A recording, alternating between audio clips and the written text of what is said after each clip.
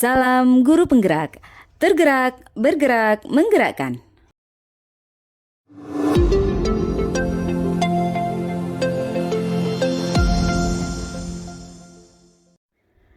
Halo Bapak Ibu guru hebat, perkenalkan saya Nimadi Saryasi SPD MPD, calon guru penggerak Angkatan 8 dari SMA Negeri 1 Mengui, Kabupaten Badung, Provinsi Bali.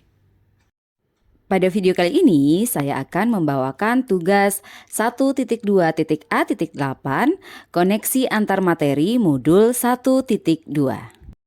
Koneksi antar materi ini menggunakan model refleksi 4P, yaitu peristiwa, perasaan, pembelajaran, dan penerapan ke depan. Setelah saya menjalani pembelajaran dari modul 1.1 hingga modul 1.2 ini, berikut adalah hal yang menjadi pembelajaran bagi saya, yaitu yang pertama, peristiwa. Momen yang paling menantang atau mencerahkan bagi saya dalam proses pembelajaran modul 1.1 hingga modul 1.2 adalah saat saya mengetahui.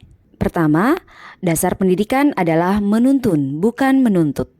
Guru adalah among yang dapat memberikan tuntunan agar anak dapat menemukan kemerdekaannya dalam belajar. 2.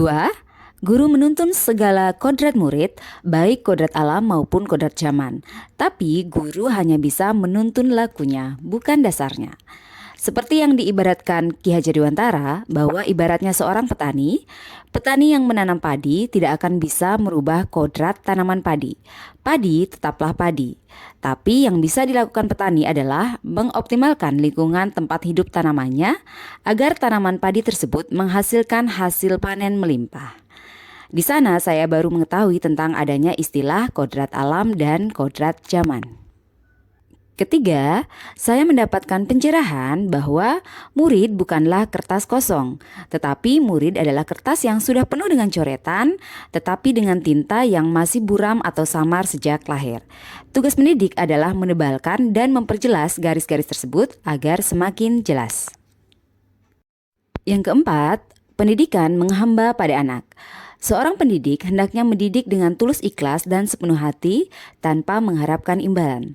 Sistem pendidikan yang berpihak pada anak ini menekankan pada minat, kebutuhan, dan kemampuan dengan melakukan pendekatan dengan didasari oleh cinta kasih.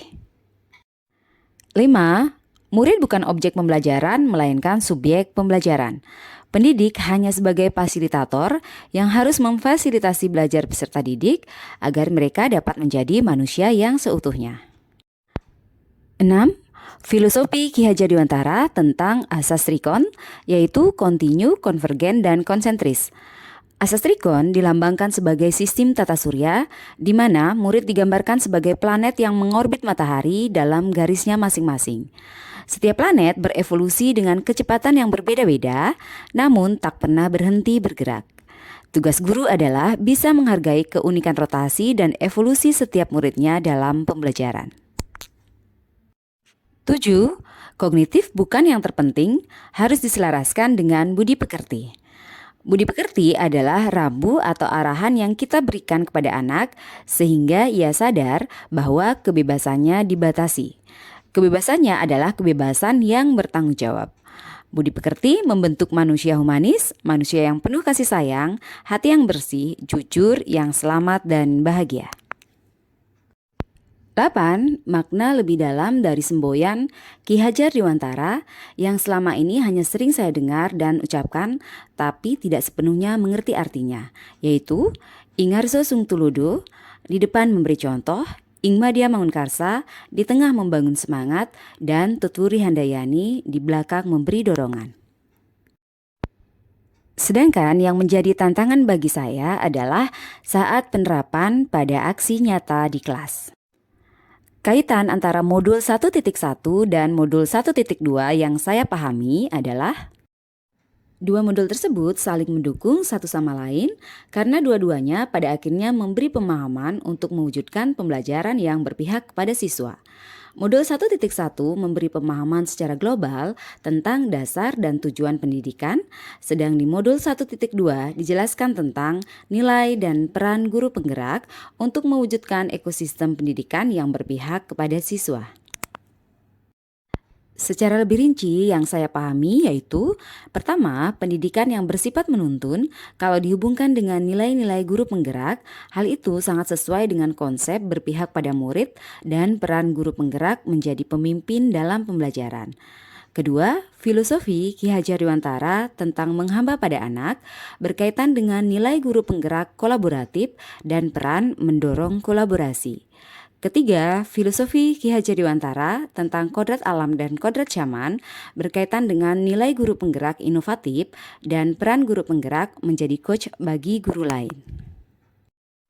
Keempat, filosofi Ki Hajar Dewantara bahwa murid adalah subjek bukan objek pembelajaran berkaitan dengan nilai guru penggerak mandiri, berpihak pada murid, dan reflektif, dan peran guru penggerak mewujudkan kepemimpinan murid atau student agency. 5. Asas Trikon berkaitan dengan nilai mandiri dan berpihak pada murid dan peran guru penggerak mendorong kolaborasi. 6. Budi pekerti berkaitan dengan nilai mandiri dan peran guru penggerak yaitu mewujudkan kepemimpinan murid atau student agency dan menggerakkan komunitas praktisi. 7.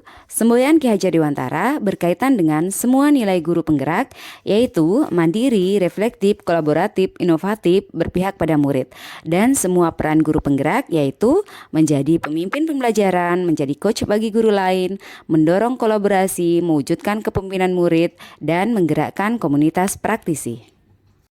Model refleksi yang kedua yaitu perasaan.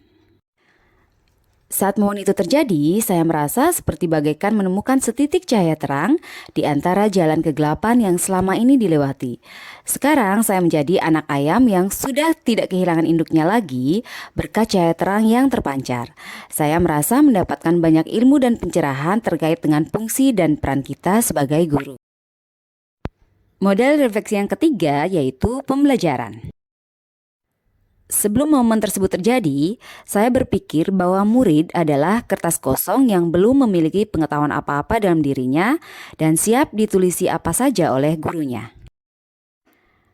Namun sekarang saya berpikir bahwa anggapan itu tidaklah benar karena sesuai dengan pemikiran Ki Hajar Dewantara bahwa anak lahir sudah membawa kodratnya masing-masing.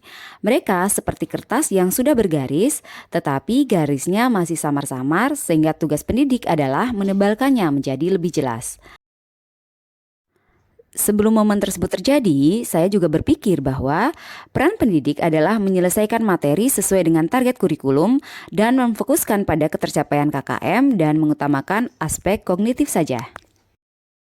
Namun sekarang saya berpikir dalam proses pembelajaran dan penilaian kita tidak boleh hanya menilai pengetahuan saja tapi juga harus menilai sikap dan keterampilan karena ketiga penilaian ini merupakan satu kesatuan yang tidak dapat dipisahkan untuk dapat menentukan keberhasilan murid. Model refleksi yang keempat yaitu penerapan ke depan atau rencana. Rencana pengembangan diri yang akan saya lakukan adalah 1.